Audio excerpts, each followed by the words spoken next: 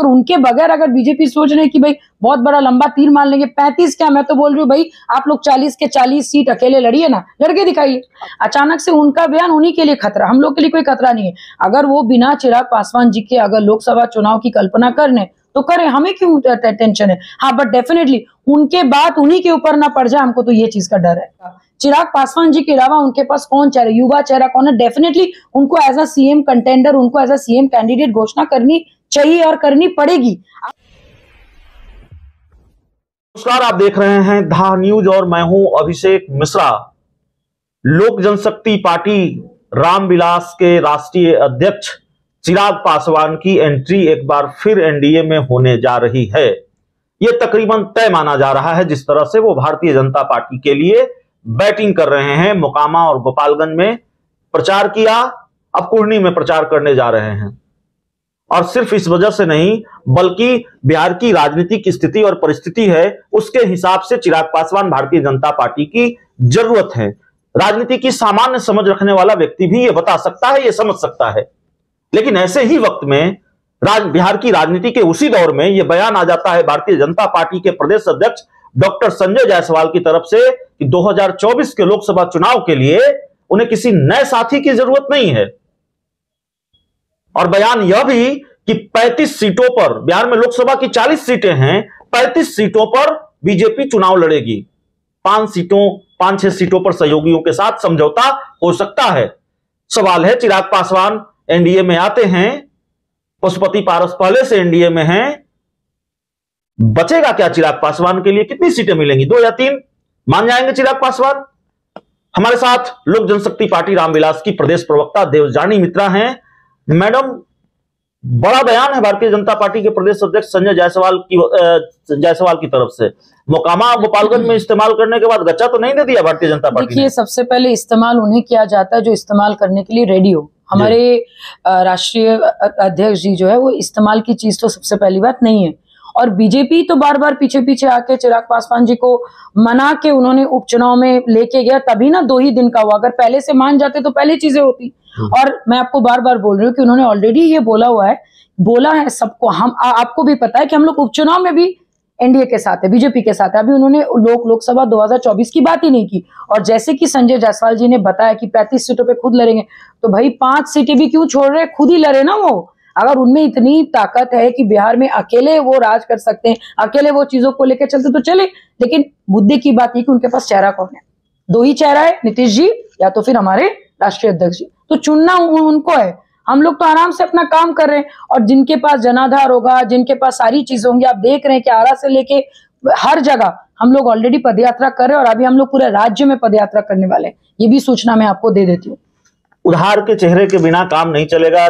BJP का आप ये कर रही हैं, बोड़ो प्लेयर के बिना काम नहीं चल सकता। कौन है उनके पास? नीतीश कुमार चाहिए या चिराग पासवान चाहिए? अपना कोई चेहरा नहीं है। कौन है उनके पास चेहरा कौन है? मुझे बताइए। एक युवा नेता जो हम सब जानते हैं कि बिहार में जब 55% जो वोटर है वो यूथ है, और वो यूथ का चेहरा बन चुके हैं। आप अभी हाल फिलहाल में आप भी गए थे, अभी जब यहाँ पे क्या कहते हैं, मोकामा में, गोपालगंज में, अभी आपने वहां पे भी गए, चकाई में गए, जमुई में गए, मोतिहारी में गए, मुजफ्फरपुर में गए, रोहतास में गए, आप आरा में भी गए। आपने देखा है कि जन सैलाब कैसे उनके पीछे पीछे लोग उनको समर्थन करते जा रहे। तो भाई जिनके पास जनाधार होगा, जिनके पास लोगों का विश्वास होगा, वही ना नेता आगे बनेगा। और उनका विजन बहुत क्लियर है, तो हमें विचलित होने की जरूरत ही नहीं है। हम तो सबसे रिक्वेस्ट करेंगे, भाई काम करते जाइए, नाम अपने आप होगा। और भारतीय जनता पार्टी को आज नहीं तो कल ये चीजें समझनी पड़ेगी, जाननी पड़ेगी। बाकी उनकी चॉइस है।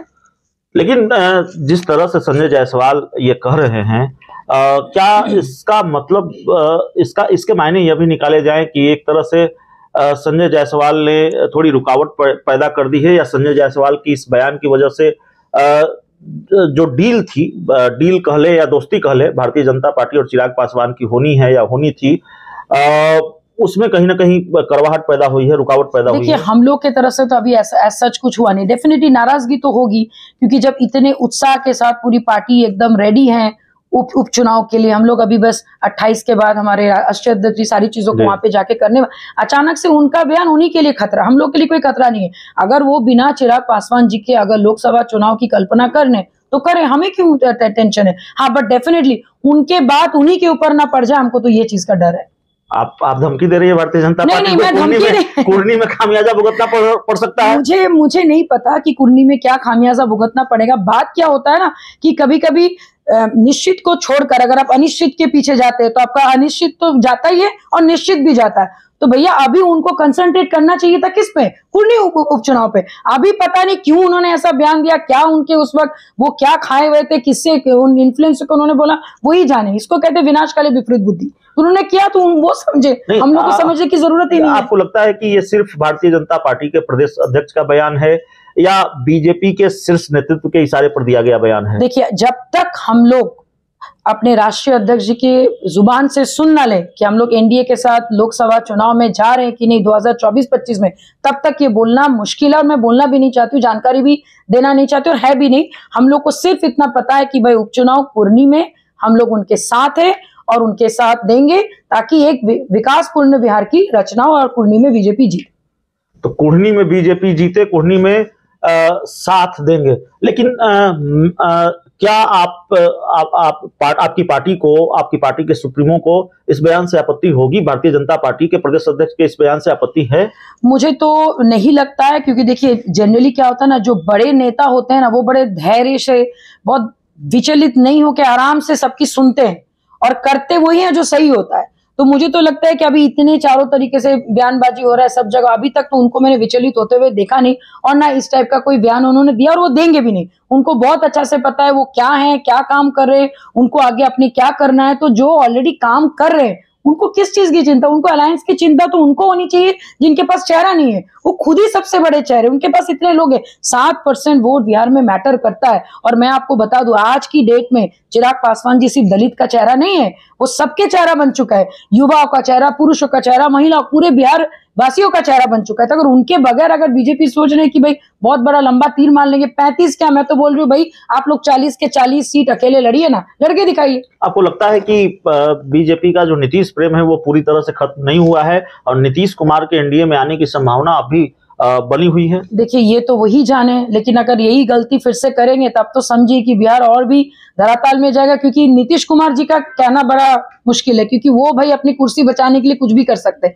अब तो सोचना है बीजेपी को कि भाई जो अचानक से एक झटके में छोड़कर वो महागठबंधन में चले गए, अचानक से हत्याएं और इतनी सारी कांड बढ़ गया, कोई भी नीतियां उनकी पूरी नहीं हुई, चाहे वो एडुकेशन बोलिए, एम्प्लॉयमेंट, स्कैम पे स्कैम बिहार पे हो रहा है। फिर वही नेता को लेके, वही सीएम को लेके अगर वो लोग दोबारा सोच रहे हैं तो ये तो बहुत ही समझ लीजिए दुखदपूर्ण और बहुत ही खराब चीज होगी। बट लेट देम डिसाइड कीजिए।